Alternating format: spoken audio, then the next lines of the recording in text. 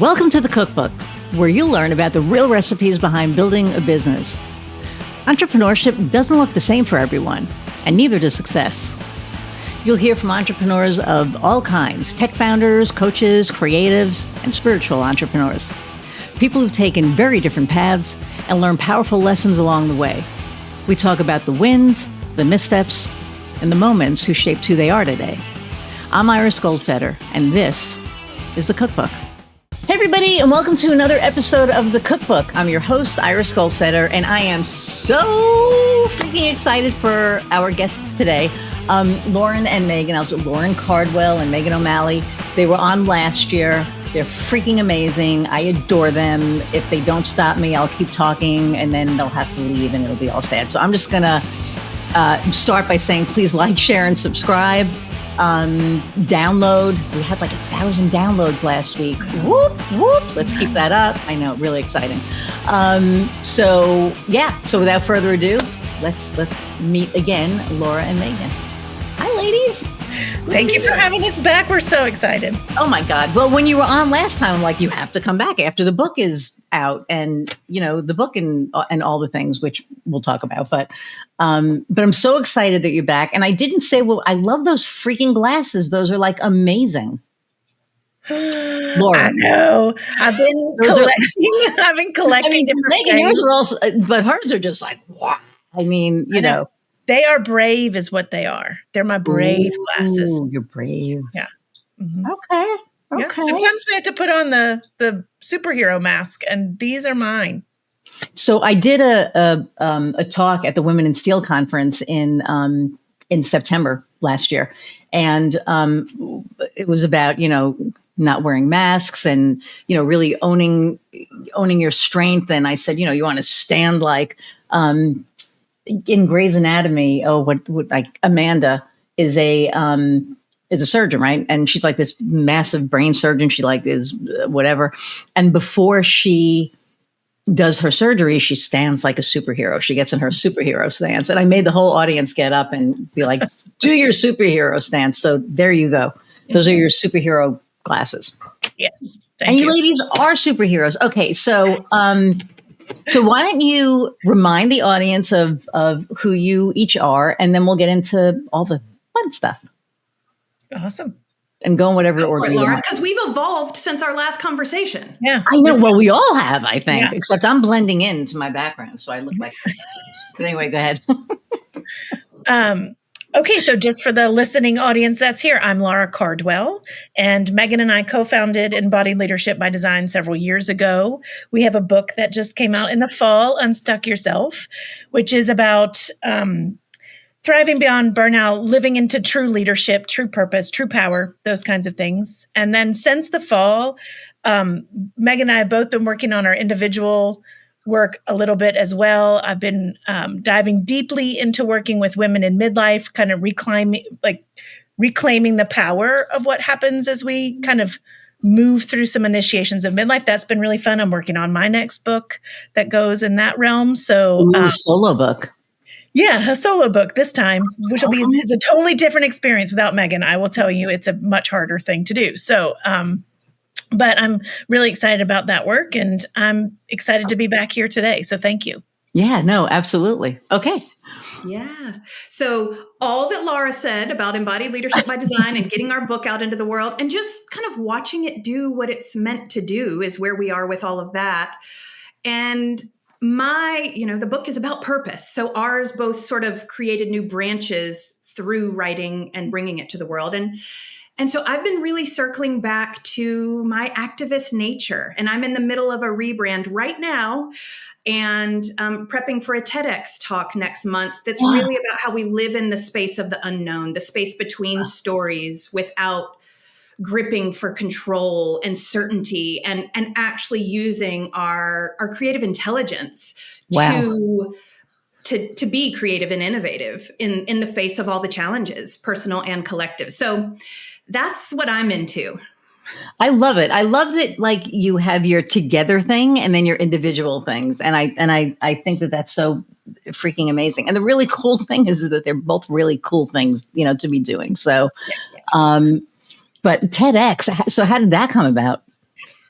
Well, I applied, and I'm going to be really honest. I applied, and I was like, yeah, my proposal, my little 2-minute big idea was we need to unhook from our neurological and cultural addiction to certainty so that we can liberate creative power, right? And intelligence. And I was like, I'm so excited about this. And then I got in there and I was like, oh, wait, I just signed up to do a talk on surrender. And life had a few things to teach me. So this has been the hardest thing I've done in my professional career because I can't do it half-ass. And it can't be some like, here's how to make surrender cute, because it's not. Right. So it's been this really powerful process of doing something that's deeply connected to my purpose, like letting go of what we've known to move toward where we're called, even when it's scary, even when it's hard. So I'll be really relieved after I am done on March 20th, but I'm still in it. That's why I was up in the middle of the night, because you can't control when those creative flows like to show up. And often they like to party at about 3 a.m. So yeah, 3 a.m. is the time. I mean, I feel like that's the time that I wake up and I'm like, of course it's 3 a.m. Okay, bring it on, because yeah. So, okay, so now you're going to have to come back after the TEDx talk. You're just going to live. You guys are just going to live the trauma here. and delight of it all. Yeah. I mean, but I think it's so cool because, like the first time I spoke was at the women, like in front of a lot of, that many people, was at the Women in Steel conference. I remember, so I was working with a coach on getting the story right and getting everything, as perfect as it was going to be. And I didn't want to memorize it because I felt that if I memorized it, that it was going to be scripted. And you all know me. I can't, right? I would have been like, okay, welcome. You cannot wear a mask. I wasn't going to do that. So I didn't memorize it. Well, I'm on stage. I have like, I don't know how many people in front of me. And I have like this floor monitor. And I'm going through I'm not looking at the slides on the giant monitor that, because I'm like this little thing in front of these giant, like it was my dream come true. I was like, holy shit. Like I look at the pictures and it's like, oh, I did that. Well, of course, not without, issue, because I'm looking at the monitor and I see my next slide, but then I also see like my speaker notes and I'm like, something's missing. And I can't go, hey, my speaker notes are missing, because then, everyone knows that you use them, but it was like, this is a little kind of odd. And then before I knew it, I was almost at the last slide. And I went, I'm going to go back a couple of slides. And then I said to the guy, can you do me a favor and like use the mouse and bring the notes up so I can see? And I said it in front of everybody because at that point I didn't care, because it was just like, it was fucked anyway at this point. So I was like, I may as well because the through line was gone. Mm-hmm. So I still wasn't able to get everything, but it was one of those things that I think if it were another time in my life, I might've panicked and thrown up, like on stage. On stage, it would have been like, oh my God, oops, gotta go. But this was like a real, okay. It happens, right? And I got through it, and I got a whole bunch of really, really good, a lot of good feedback, a lot of good reviews on it. I had 1-1, and somebody said, "That's how you know you made it." Because if you got a 1, you did good. But it was I think just the initial, what's the word I'm looking for? Initiation of it. It was like, okay, got under my belt. So I can't wait to hear that. That's going to be freaking amazing. I hope it's good. It's going to be good. What do you mean you hope? It's going to be great. It will be amazing. It's you. The coach so there's 2 coaches. And I remember when I met the other speakers and the coaches, and I looked over, and as soon as the guy started speaking, I was like, I'm scared of you. You're going to grow me. I can tell. Cause I was like, ooh, and it's a feeling I've learned in life. There's resistance that's a no, but then there's like going over the hump of a roller coaster feeling. And I'm like, oh no. Come to find out, he's a trained therapist in a modality that I have been trained in. That's like a deep, deep, deep relational dive, and a Buddhist. I had nowhere to hide. You couldn't go anywhere. Nowhere. Yeah. And your body's, you want to go like this. And your body pendulum is moving forward like this, and you're like, no, I want this to be a no. And it's like, it's a yes. Yeah. I was like, So- right, we're not doing a cute talk on control. We're doing the real deal. Okay. Yeah. That's amazing. Okay. Laura, what's your thingy? What's your thing? What's your thingy? I'm in my own cougardy, which is our second puberty, our cougar puberty. And I think for me, I hit the fall. I think Meghan and I both hit the fall, and it was like after the book and after the year and the year of the shedding. And it was just last year was a tough year. And it was very bittersweet. We had the book doing all the things the book was doing. And then we had a lot of friction, like just in life and relationships. And both of us had a lot of stuff. And so it was like, I think I kind of melted into my fall and just really use the energy of fall. That is the slowing down, the observing, looking back and saying what really needs to go, what is the truth here, refining. And that fall energy is about death and decay and composting what was so that something can be creating fertile ground for something new. And I knew I had been moving towards working with women, specifically in middle life, for quite a while. Like that's just the clientele I was attracting, and then I also myself, I had gone through early menopause and didn't know. So when I say early, I was in perimenopause in my late 30s and fully menopausal by the time I was 41. So It's like, I went through this major thing being told basically that I needed to take Wellbutrin because I had anxiety issues, but no one was saying anything about my hormones or anything else. So it was like, it was a lot of stuff. And so I think I just, in that space, in that kind of quiet space, what just kept kind of percolating and coming up was that it's women are meant to step into their full purpose, their full power, and their full leadership. And that's what the Crone energy of postmenopause is meant to be. And we are not I like that. getting the initiation into that. We're getting stuck in the first stories and the second stories as we go through these phases. We are not really we don't have good role models for what it becomes to, like the wise woman, the elder, the leader. We don't have role models for that really in this culture. There's lots of cultures that had them and we ruined that. So it's like, and I think we're just reclaiming. I think we're at a place where that energy is rising in both men and women. This is non-gendered, but it's like, what is real leadership, which I believe, and Meghan too, comes from self-regulation, being able to like hold space for me and then hold space for you. That's what real leadership is. And so it's like, that's kind of where Meghan and I, where we have our Venn diagram is really about purpose and leadership. And for me, I was recognizing like, wow, what would happen if we really gave women the tools they needed to fully embody that, and they didn't get sidetracked by the medical industry or the bikini industry or all the different ways that we're sold. We need to be more like men as we get older, and so that's what kind of came out of that. And then I had some speaking opportunities, some opportunities to kind of play with it and see it in action with people. And it's just taken off from there. It's just been really lovely, really exciting. And I'm excited to see where it goes. We're going on our first cougar cruise. So oh my God, Laura. That's like your dream realized. I know. Are you kidding me? I know.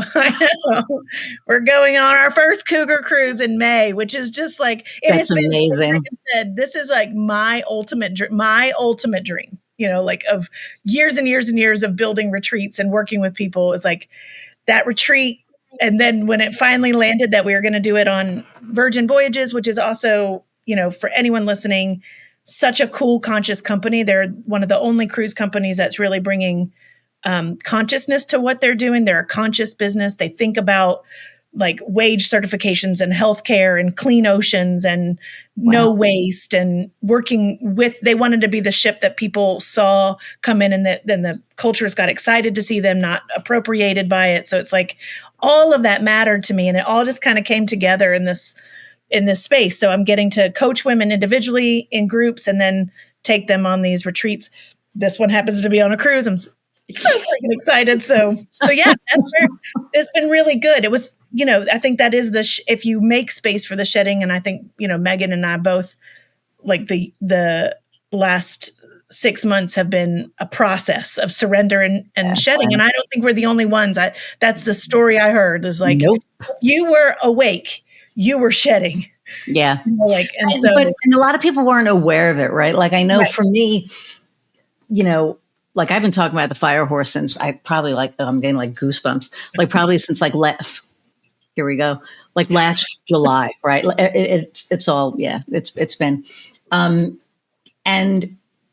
I didn't exactly know what it meant. I just, I read and I was like, okay, you're the snake. Okay. It's going to shed. And then there's going to be a horse and it's going to be, whatever. Right. So it was like on my radar, but as the year started going on, shit started shedding. And I was like, oh crap. Oh, okay. Well, that's interesting. And I lost, like a really good friend of mine passed away. And so there was like a lot of stuff going on, but while all of that stuff was going on, there was other stuff that was shedding that I didn't understand. There was one relationship that just ended like that. No closure, no anything. And at first I wanted the closure. I was like, wait a minute, how can, but for the first time in my life, I wasn't reactive. I was responsive. And I just kind of sat there and went, okay. And then the next day went by and it was like, okay. And now it's been like 2 months. I'm like, okay, whatever, like it was supposed to be whatever. But you're right. Like in looking back, it's just been like, holy crap. And I think in mid-January, when I started getting excited about, and I started prepping for it because, all the things are there, prep for the fire horse year. It's going to be, all this. I was like, ooh, what do I have to do? And I have the sound healer that I work with, and she's amazing. And we've been working on stuff, Akashic Records, like all that stuff. But I just really became very aware of the things that I was holding on to that I didn't need to anymore.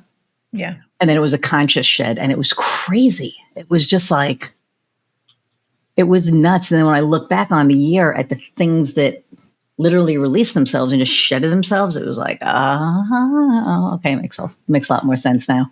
Yeah. Now, how do you feel now that the shedding happened and now that this is, going on? I think for me, and then I'll let Meghan answer it, but for me, I love this little roundtable thing. Like, I love you guys so much. I can't even tell you. Like, I have been looking forward to this. When we had to reschedule, I was there was just so much stuff going on. And then when I saw you guys back on the schedule, like my wife was like, because I was like, yay. And she was like, what is going on? I'm like, Laura, I'm coming back on. And she's like, okay. But yeah.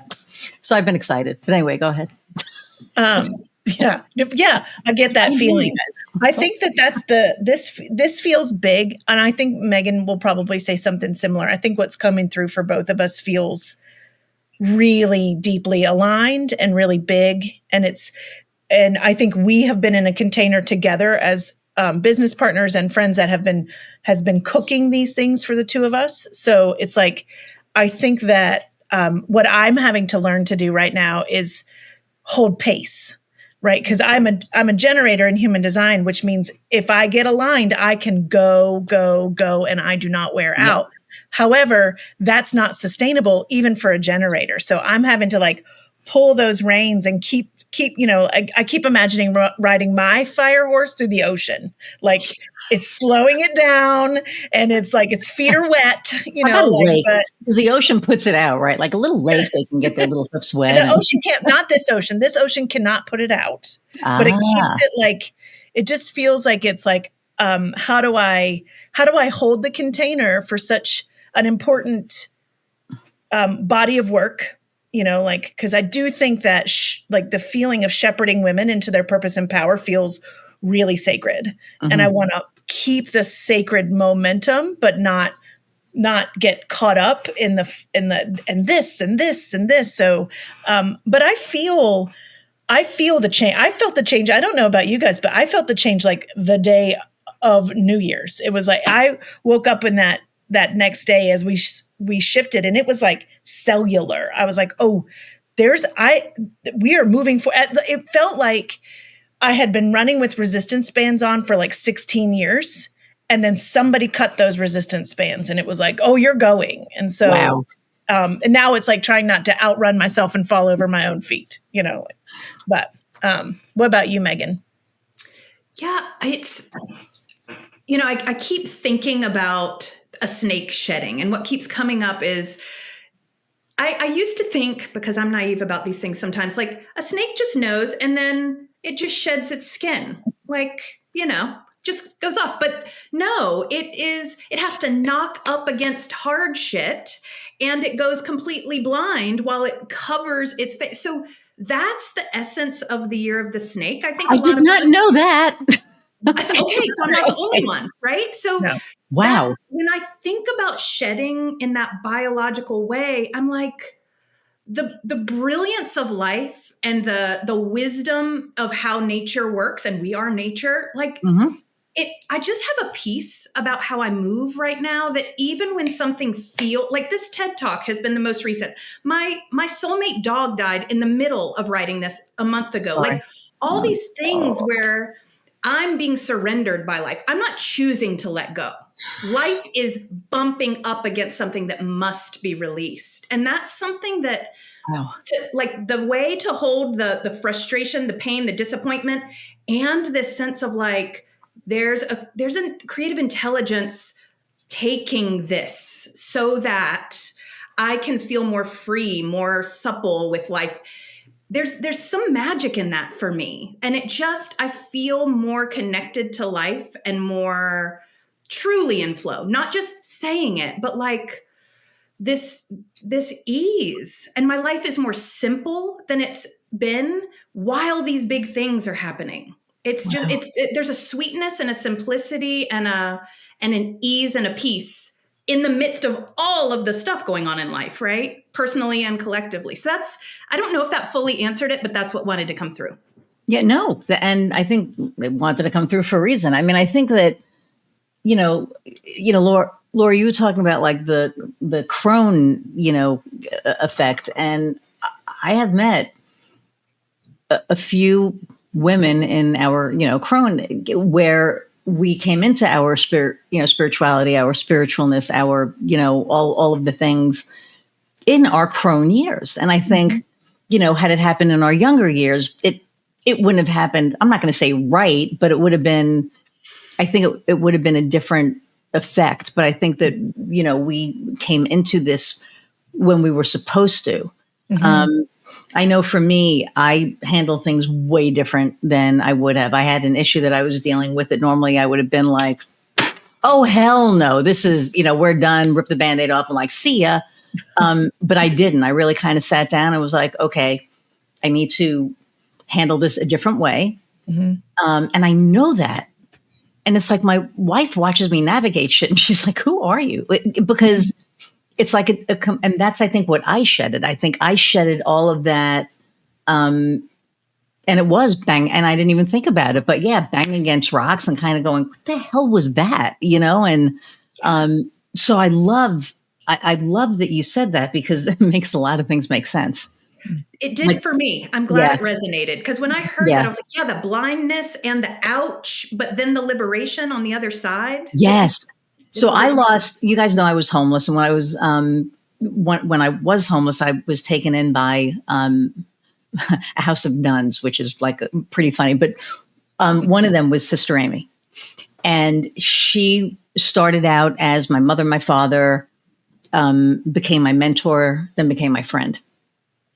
And she was this really pivotal presence in my life. And she died in November. And we knew that she was sick and we knew it was a blessing. And like, she donated her body to science because of course she did, right? She was just like this amazing spirit walking on earth in human skin. She was just incredible. And that was the hardest slapping against a rock for me because I had to shed that. There wasn't not dependence, but just knowing that she was there. But now she's here in a different way, right? Which is incredibly beautiful.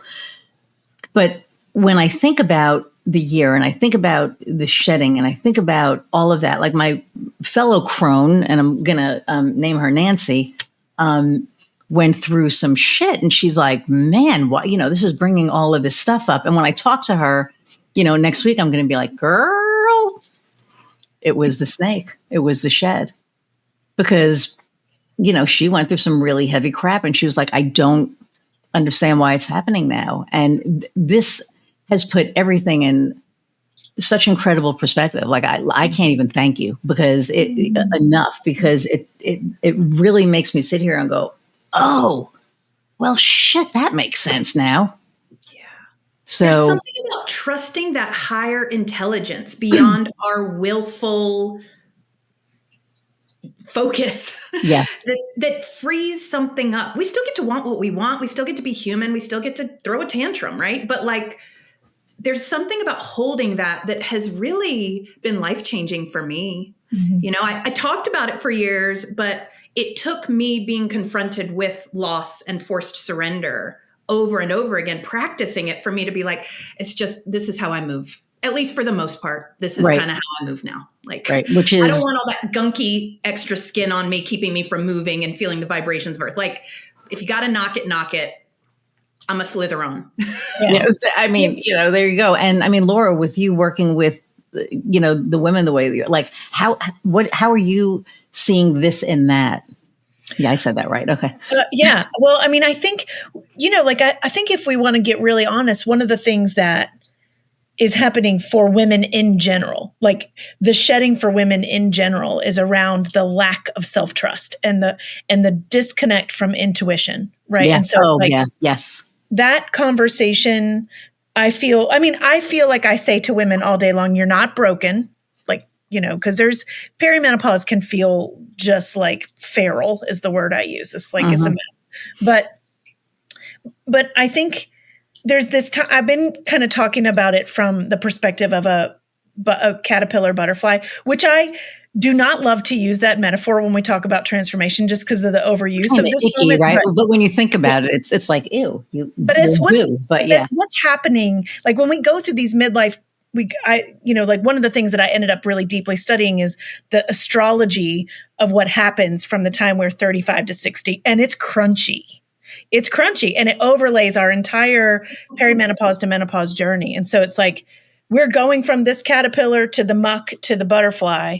And I've been talking a lot about like really, instead of focusing on the butterfly, it's like focusing on the chrysalis, focusing on the thing that's holding you and trusting the process, the innate biological process that's going to happen. Our brains change, our hormones change, literally our identity changes. It does that so that we can be clear and on purpose. It goes through and it's shedding. It's what it's doing. That is what menopause is doing, is shedding old identities and shedding stories and shedding conditioning. And so it's like, it's at the center, I think, in a different way, maybe, but it is definitely there. This conversation around like, I don't want to, the caterpillar doesn't know it's going to go to muck and then become a butterfly. It just has to trust that process is going to happen. And I don't think it's probably very fun. And do I know I built a good enough chrysalis? Do I trust my chrysalis will hold me while I melt down completely? All of those kind of same questions that we ask ourselves in service. If we ask ourselves correctly, it's in service of purpose. It's like,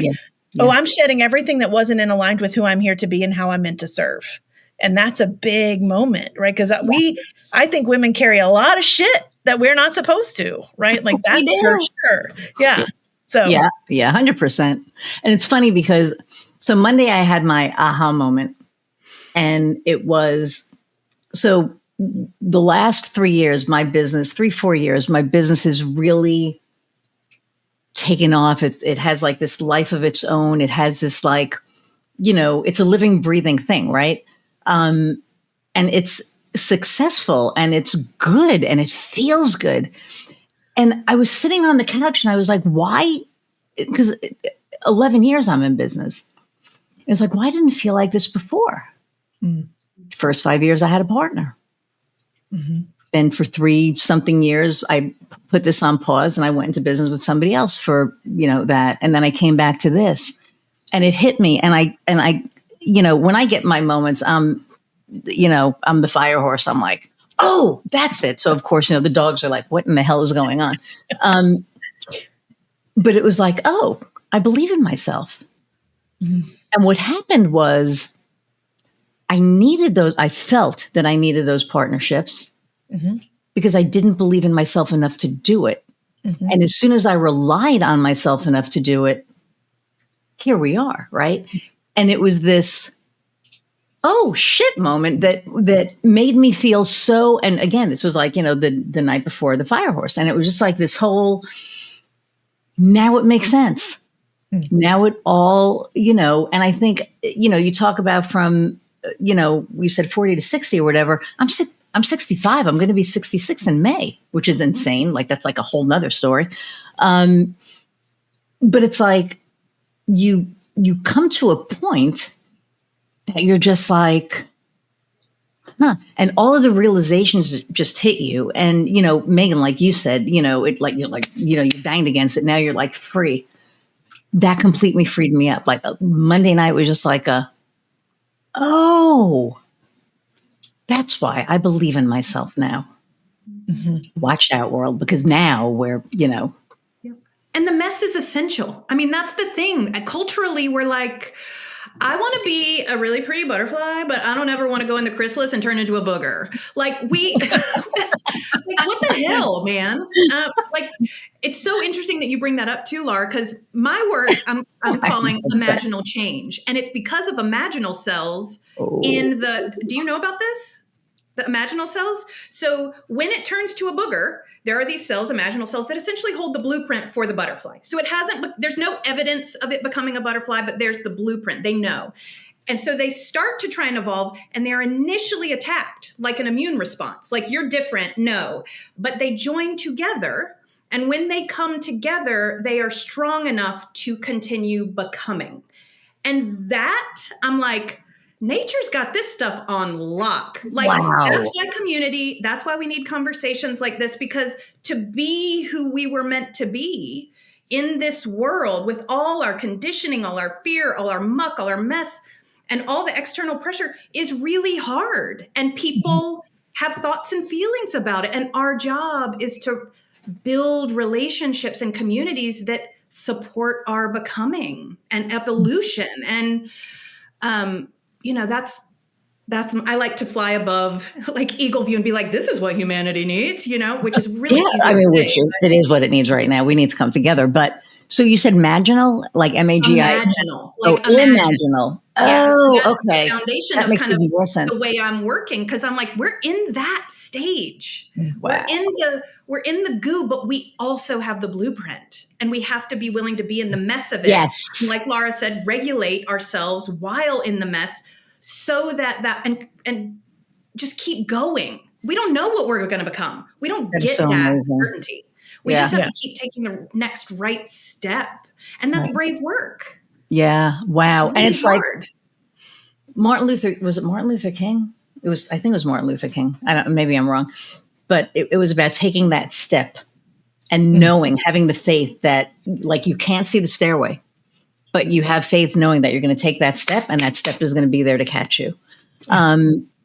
Which that is just, my mind is blown right now, because I'm thinking of that poor little caterpillar who's just going onto the little milkweed leaf and going, I'm just going to hang out here. And what is happening? I can't control. Where'd my ass go?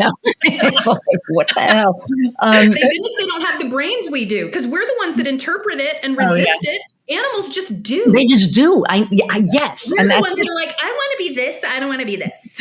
It's like, what's this shit coming to kill me? No, don't kill me. Don't kill me. It's like, it's done. And now it's like, oh, now I'm a beautiful butterfly. That's like hilarious.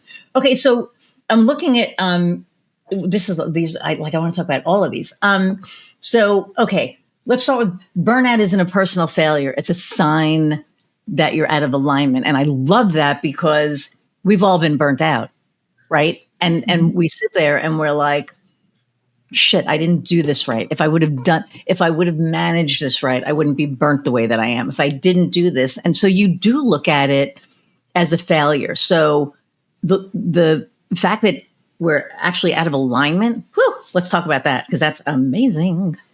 Yeah, I think it's a good reframe. I think we need the reframe. First of all, our body is capable of burning out because what it's saying is this is a season of slowing down. Like you're missing something. Let's slow down and take some time to look at it, right? And like your fire horse in the water. Exactly. We just need to, because that's literally the post I put up, I think, on my story yesterday, is if we don't keep it in water, there's no water. Like when we look at the fire horse year, there was a Chinese practitioner who was saying like there's actually no water in this fire horse year.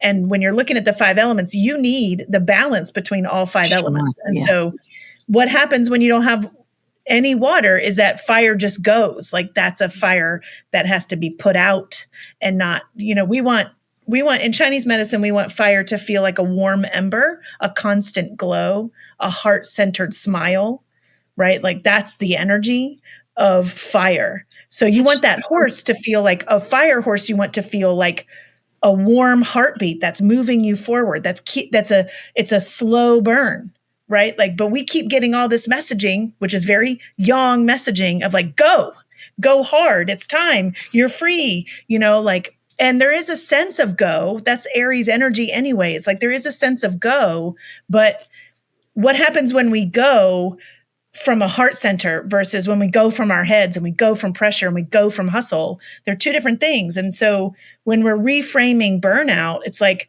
oh, all that meant is that my fire horse took off and I did not prepare myself. I didn't stay in my heart. I didn't stay in my self-regulation. I didn't stay centered in source.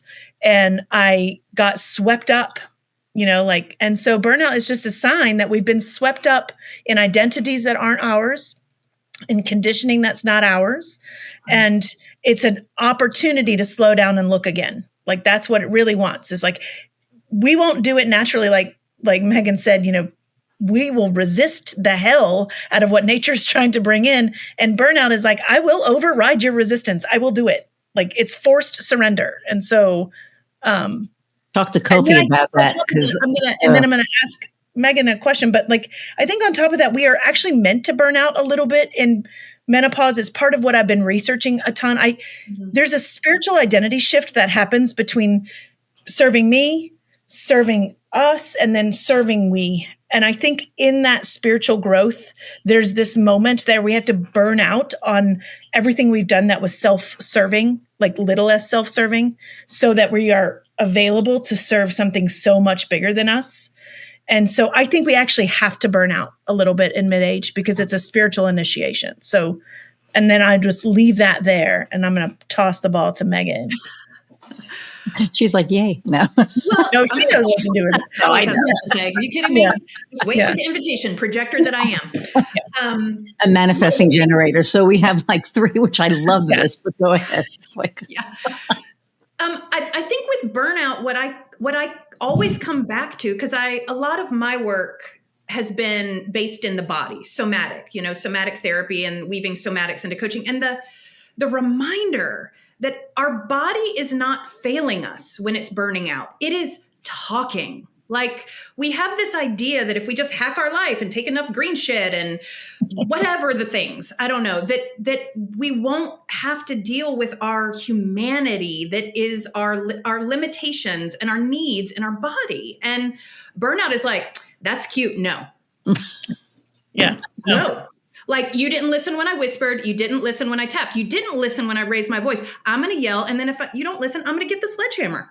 How do you like to be in bed for a couple years? Right. Yeah. Wow.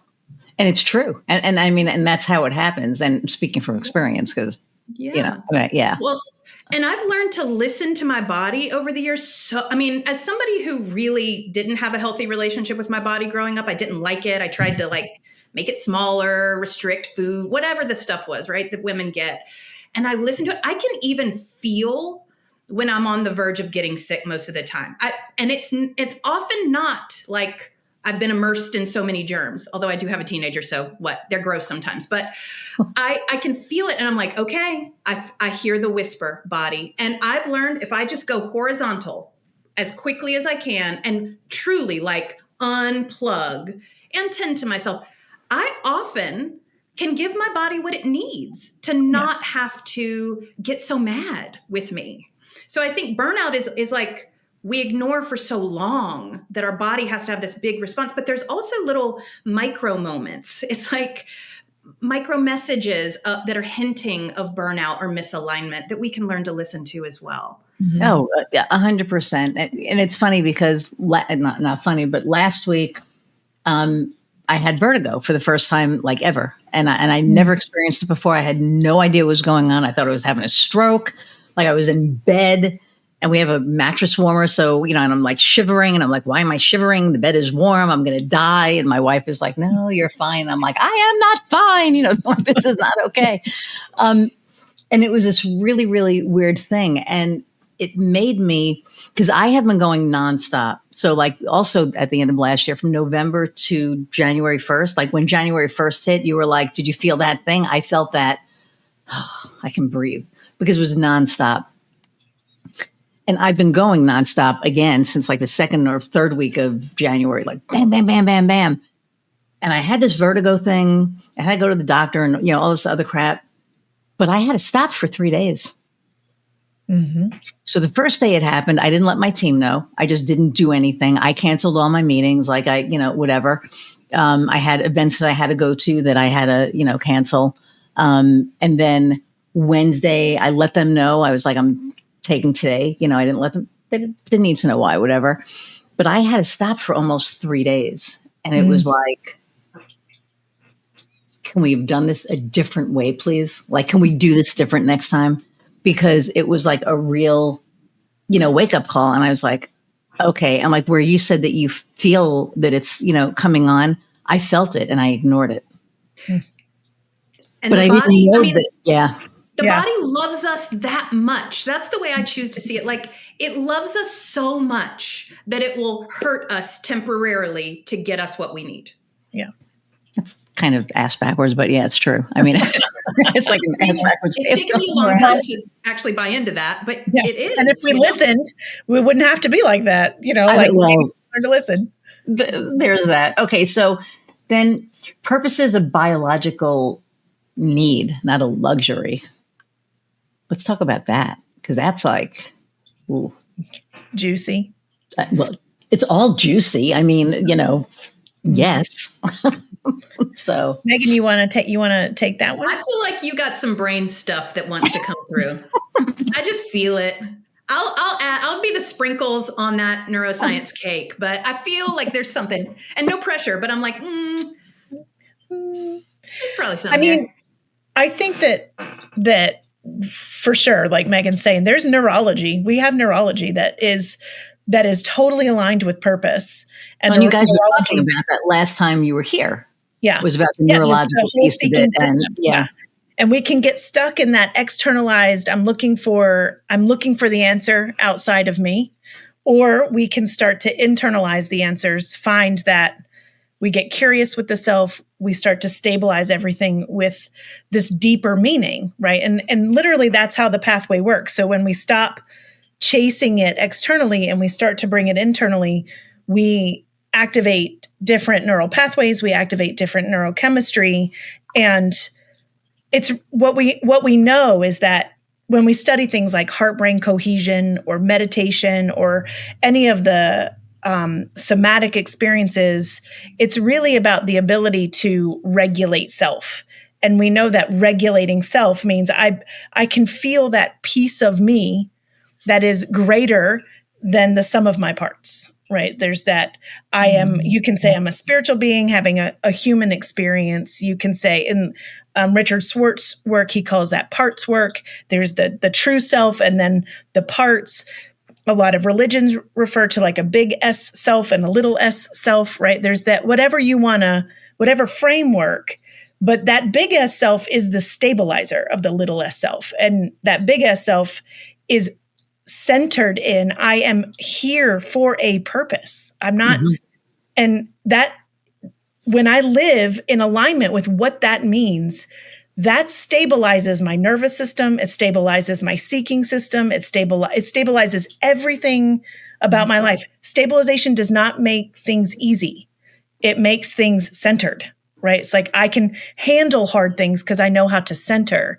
I know how to be with my own part that might be reacting to you without reacting to you, right? So it's like that's what's not a luxury anymore, right? This sense that we can just run rampant with our own feelings and emotions and spray our projections on everyone, right? We're seeing that in mass of like, that's not functioning, right? That's people running around with their wounds, projecting them on everyone around them. And like we've been saying, purpose and leadership is about like, I can have conflict, we can have conflict, and you can be saying something I truly don't like, but that does not make me not safe. I am safe because I am regulated in purpose and my center.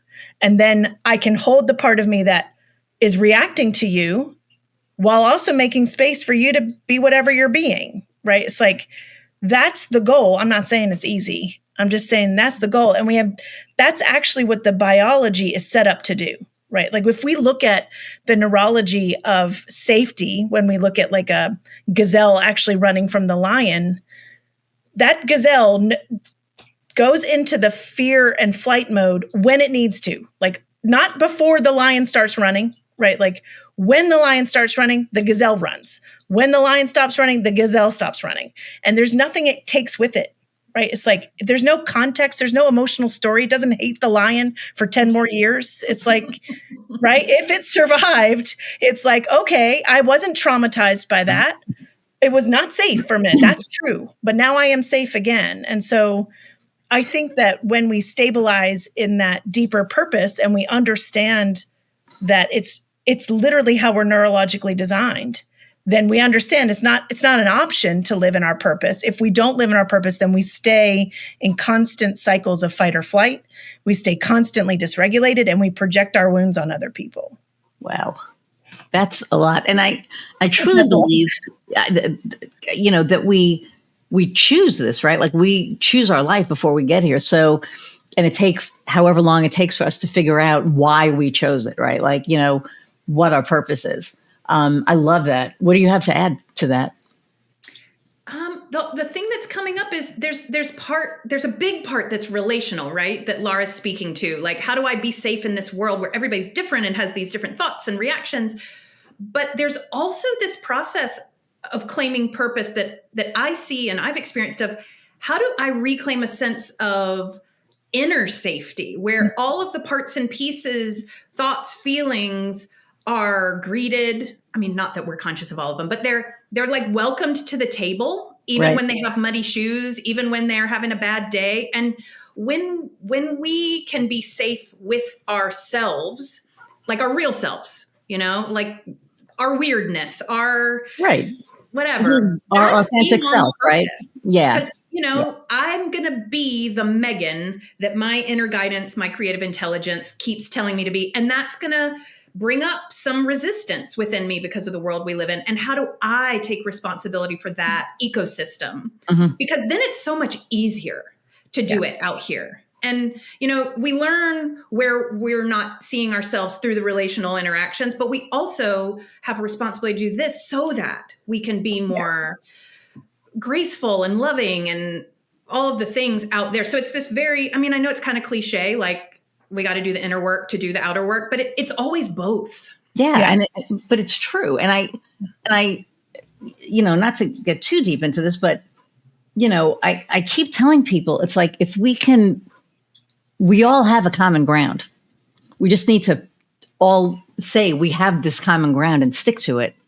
And I think that there is so much us versus them right now that it's sad. Like last year, I felt it so much. It was just ruining my days. I'm like, I can't. And this is not even watching the news. This is, whatever, because I don't watch the news. I haven't watched the news, I think, since 2016. But it's just like this. It doesn't have to be like this. Yeah. And what I started doing was removing myself from it. Mm-hmm. So I started seeing something, and not that it doesn't affect me. Like, I don't want anybody out there to think that I don't see what's going on, and because I completely see what's going on, and I don't agree with it or whatever. But what I have realized is that I have my bubble, and my bubble is that I went like this, and I'm safe. And I'm safe because I've chosen to, how am I going to put this without sounding, I don't care how it sounds. I've chosen to protect myself and my family and my home and my whole, my little area because, whoever I can keep safe and whoever I can protect, I'm going to. But I can't do that if I'm not safe, if I'm not protected, right? And that's that, we talk the fight or flight thing. I don't feel like it's fight or flight for me. I feel like it's we talk about knowing our purpose. I know what my purpose is. And in order for me to be able to exercise my purpose or live my purpose, I have to be safe or I won't be here to live it and do what I need to do. Yeah, totally. And I think what we're learning as a whole, culturally, I think part of the lesson we're learning right now as humans, as human beings, as a whole thing is like what Meghan was saying, that safety starts with my internal work. There's nothing out of me that's going to create more safety than knowing that I'm here on purpose and I'm connected to my higher being and my source. And from that, I can create safety around me in a relational kind of way. But I think we have to reframe safety as it's no one else's job to make me safe first. It's my job to start there. I am not saying that, that we don't have politics right now where people are truly not safe. They are being chased. They are literally being chased. And that is what the fight or flight system is designed for. That is true fear. That is true. I'm not saying that that everyone is safe. I'm not saying that. Right. But I'm saying that we are learning how to find safety through emotional regulation and through that. And that's what Meghan was saying too. It's like it starts by doing my inner work. And the more I'm in my inner work, which is my purpose, like that's all my purpose is to be who I was sent here to be, in alignment with my highest being. If I'm living my highest potential, I'm in my purpose and I'm safe. Even if the worst thing were to happen to me, I'm still safe. Right. Like that's the narrative I can have. And I think that's what I was trying to say in a roundabout way for myself, because it's like, yeah. So, I don't want, because I'll go down that rabbit hole and then you guys will have to yank me out and it'll be messy. Okay. So, then you already have the map. You just haven't been taught how to read it. That is so freaking true. Like I saw that and I was like, oh my God, I was talking to somebody about that last week because she literally was like, I'm lost. And I said, you're not. And she's like, okay, Sage, how am I? And I said, and it was pretty much like this. It's like, you just don't know how to navigate. You're not lost. You just have to figure out how to navigate, where you're going.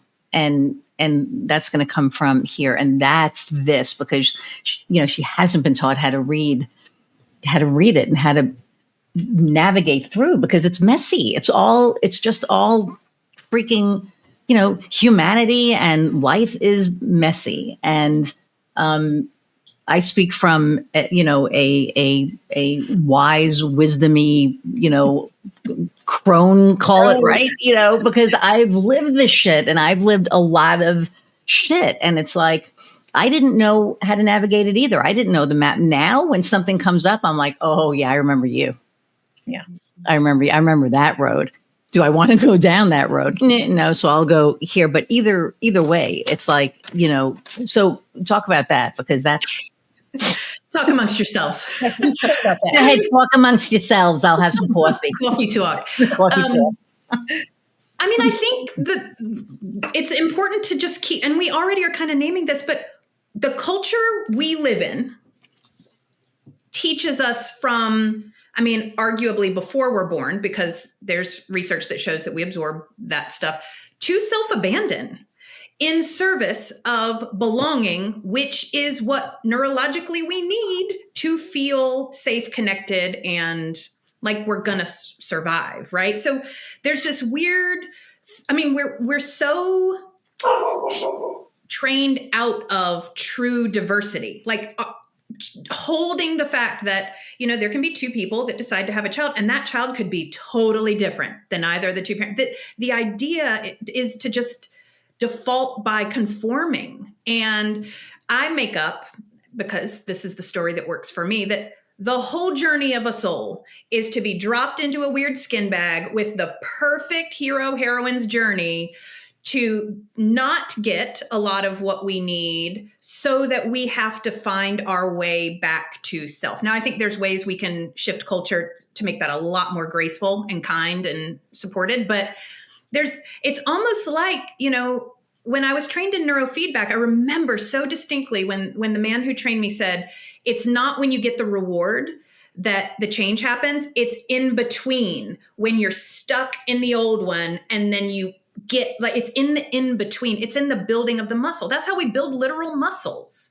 So it's in the moments of like, oh, I lost myself, but I found this bit, or I found this archetypal tool that shows me where to look, or my intuition is saying this, but my mind is saying this, that we're like constructing this. In my mind, I see it as a blueprint that then we can settle into and trust more consciously. But it's a little bit like a scavenger hunt, a divine scavenger hunt, maybe. Yeah. I think that I would add to that the, a lot of the tools, like in our book, we talk a lot about human design, and that's a tool that Meghan and I both use deeply in our work. But any archetypal tool is really about the story, right? It's not meant to be boxes that we're like, I am this, and labeling and I'm this so that you have to treat me this way, like all of those conversations that then happen after we claim something like that. It's more, the map is really about like Meghan said, we have this kind of epic story we're born into, and we're going to have villains. We're going to have inner villains, outer villains. We're going to have obstacles we have to overcome. And those obstacles are about becoming. It's about the unmasking, right? So we can look to any archetypal tool and use it as a guide. Yeah, and I think that's what the Enneagram does. Obviously, that's what Carl Jung is based in. And it's the depth of human design's archetype is like mind-blowing and takes quite a bit to take it in. But yeah, I think it's like, that's how we can use the map. It's not to define myself and make myself smaller. It's to understand the dynamics of myself so that I can understand, like, Meghan and I have talked this quite a bit, but like, we're different. We're very different. You can see it here. You can see it in our work. But we know how to be together. We know how to be like, I know how to give Meghan an invitation because I know that's what Meghan needs to be heard. And Meghan knows how to make space for me to do my 1-3 thing. It's like, we know, and I believe that in a world where we understand that we are these bundles of filters that perceive the world in different ways, if we really just held that, like, your bundle of nerves sees the world completely different than my bundle of nerves, but that does not make me right and you wrong. There's no othering. It's just a map. It's just a map to me and a map to you. Yeah. And the fear that leads to our need to control is what makes us do the either or, good, bad, better, less. I mean, yes. It's all a fear response when we get into those binaries. And so when we see the world stuck in that, it's because we're steeped in fear. It's working. Yeah. Yes. 100%. Well, that's what the whole idea is keep people afraid, and then they'll fight each other and, whatever. But keeps us stuck. Yes. Yeah. I'm a no for that. Yeah, we're a no for that. We wrote a whole book that said we're a no for that. I know, we're a no for that. Well, and it's funny because, I had a how can I put this? Okay. I had a client that I was working with who was different. And because he was different, I took him under my wing. Because I wanted to show that differences don't matter, right? That we can work really well together, that we can, help each other and whatever. And I helped him for 9 months, with whatever. And then in, I don't remember, September, October, whatever, I got an email saying, hey, it's really, because of our differences, and I hate to pull the rug out of you on a Monday morning. Meanwhile, I read this Sunday night when he wrote it. We're just too different. I can't see giving somebody this much money a year. And I was reading it and I literally lost no sleep over it. Literally, right? So I woke up in the morning and I looked at it and I was like, okay, so I called him up And I said, hey, I got your email. And he said, yeah, he goes, I mean, it's a final decision. I said, no problem. And I went on and he was like, well, damn, Iris. And I said, what? He said, I thought you were going to get all mad. And he goes, you're not making this easy. And I said, what do you think? I'm going to yell at you? I'm like, you know me. I'm not going to no. You tell me where you need everything to go and I'll send it over. And then, we had that. And I said, before we hang up, I just want to point out one thing. And he said, what? And I said, because of our differences, because we were different, because I knew that we were different and we felt different, I took you under my wing. And I brought you to the places and I did the things and I showed you the things. And I said, and because of our differences, you're ending the relationship. I said, there's the difference. Yeah. And I thought he hung up. It was like dead silence. And he was like, well, he was like, yeah. I said, so good luck. If you need anything, reach out. I'll be here. But, take care. And it really blew me away because that is the difference right there. It's, I'm not going to other, but I feel that there are a portion of people that want to help. And there are this different portion that just wants to stay with their heads in the ground and not look up and not see the differences and not just be afraid of what's different. And it makes me sad, but at the same time, I feel like this is the goo that we talked about. Yeah. This is the goo. And what you ladies are doing is the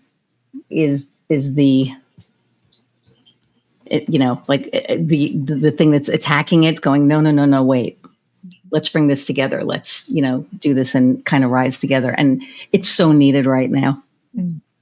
What you're doing is so needed right now.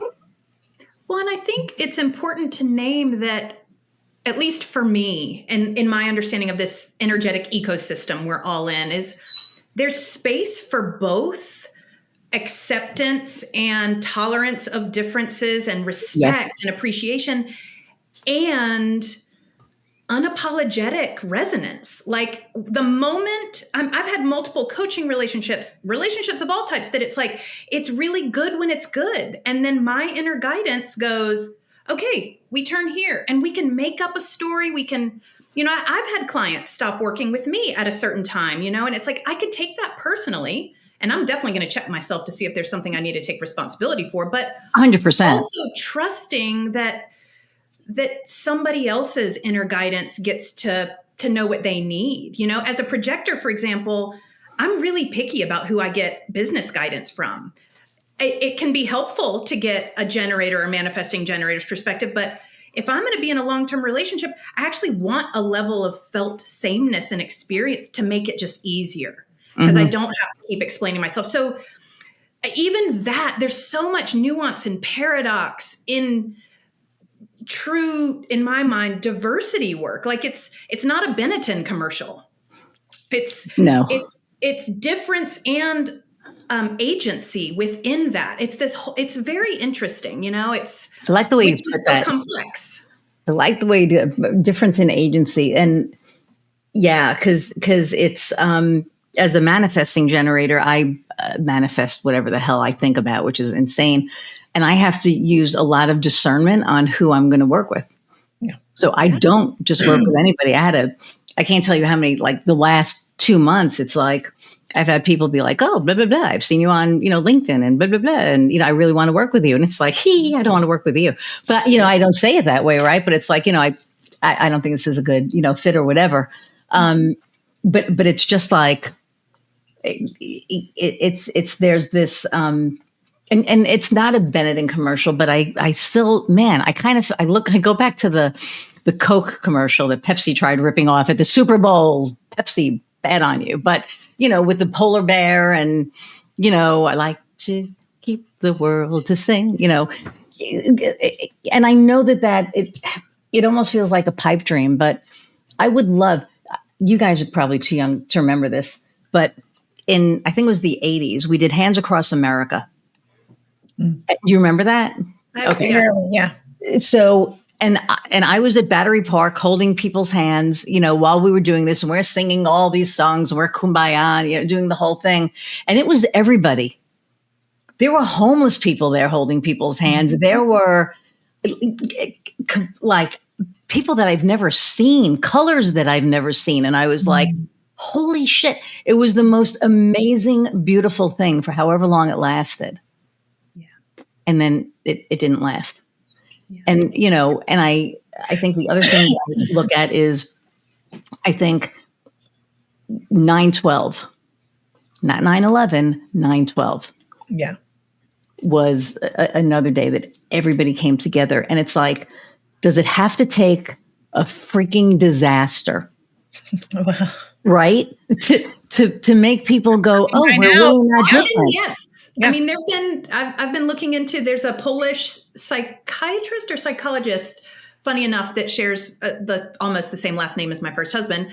Dabrowski is his name. And he studied what he called positive disintegration theory. And the idea was that there were these levels, and it required a disruption, a crisis, a trauma, and, being resourced and sensitive enough to it to evolve toward a lens that wasn't just reactive and primal, but was instead more, in his terms, because it was a while ago, moral and encompassing of the whole. Wow. And so I do think on some level, just like the snake skin, like we do need to get knocked enough to be reorganized and get out of our ruts. And it's excruciating to watch what it takes for us to release our grip on our fear. But yeah. I do think we need it a lot of times. Like I've grown the most when life has rocked me. I don't like that, but I have. I mean, when I didn't know who I was and then had to recalibrate, that's when I really changed my lens on the world. I've read lots of cool books. Look at my bookshelf. Like I got the books. You've written too. So. My needs that things really changed. Yeah. Well, no. I think the other thing I just want to add to that in this moment is we are also being asked in this time, like the right and wrong for either side, right? So it's like that next level is, can I not even judge the people can I not even judge, right? It's like, that when we can all do that for each other, regardless of what side of it you're on, like that's how we take the next step. That's the next evolution that we're talking about, is like, can I sit with my opposite political voting parent and hold space without judgment, like for the fact that, yes, I can think I'm right. And I often do think I'm right, by the way. I'm not beyond this moment. We are right. I'm just going to say that. But anyway, go ahead. I'm always right. But it's like holding space, right? It's like without being better than, right? Really, truly not being better than. Yes. Like, and it's not better than, it's different. However, when there's one, and I have to side, when there's one side that's hurting people. Yes. It's not okay to hurt people. It's not okay. It is not okay. The only way to get that side to not hurt people is to hold space for their wounds that are hurting people, right? Yeah. Like hurt people. And if our role then is to hold the space so that they can heal their wound so that they don't hurt people. See, and I don't agree with that. It's not the same as accepting their behavior. But I don't agree with that. There's two different things going on. Yeah. The hurt people to me is a cop out, and I think it's bullshit. Assholes hurt people. Hurt people have to come, and maybe I'm too strong on this part, but to me, it's like, yes, you're hurt, and I understand that, but because you're hurt, it does not give you the right to hurt somebody else. No, those are reasons, not excuses. We don't think so either. But our work is to hold a container, right? That's where we're growing, is, can I hold the container for understanding, right? Like not excusing, not saying it's okay, still standing up for what we believe in, but with no judgment, right? That's the work, right? So calling somebody an asshole feels a certain way, but being like, I've never met an asshole who wasn't eyeball deep in their wounds. Right. 100%. Right. Right. Yeah. Okay. I need to talk to you guys more often. Okay. You ladies, you're not guys. Okay. So we're over now. We're like we're a little bit over an hour because we started late, but thank you for coming back. I want you back next. Like I want you to come back every season. I just want to talk to you all the time. I really adore you both. I think you're amazing humans, and I just love your outlook and your perspective on things because it helps me kind of shift mine a little. So I really appreciate that, and I hope it helps you all out there too. So before we end, how can people find you each together and individually? Go ahead, Meghan. Laura, go for it. Oh, you want me to go?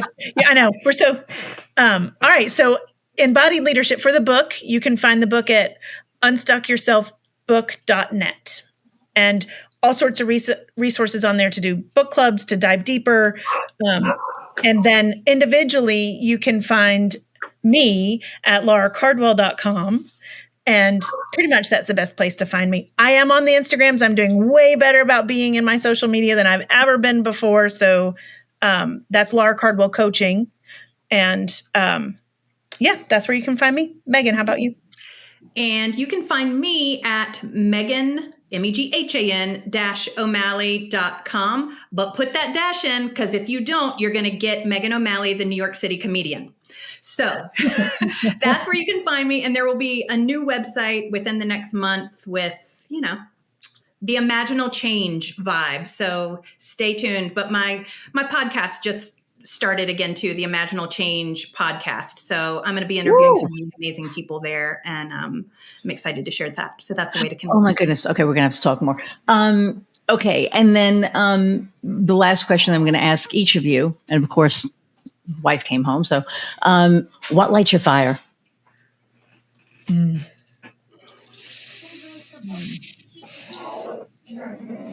Laura, I'm going to say you go first. Yeah, I was getting really clear.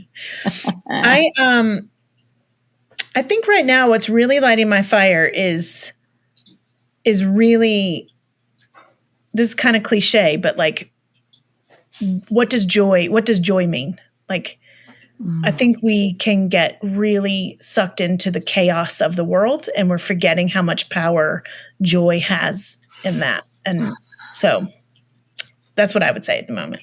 Okay.